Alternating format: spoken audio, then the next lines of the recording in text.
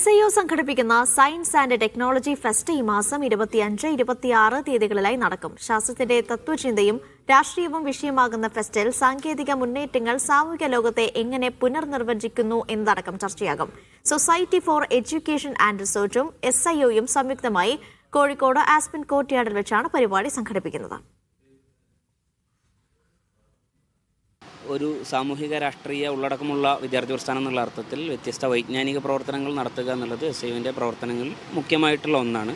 അതിന് ഭാഗമായിട്ട് ഈ തവണ നമ്മൾ ഒരു സയൻസ് ആൻഡ് ടെക്നോളജി കോൺഫറൻസ് ഉഫുക്ക് എന്ന പേരിൽ ജനുവരി 25, 26 ഞായർ തിങ്കൾ ദിവസങ്ങളിലായിട്ട് കോഴിക്കോട് ബീച്ചിലെ ആസ്പിൻ കോർട്ട്യാർഡിൽ വെച്ച് സംഘടിപ്പിക്കുകയാണ്.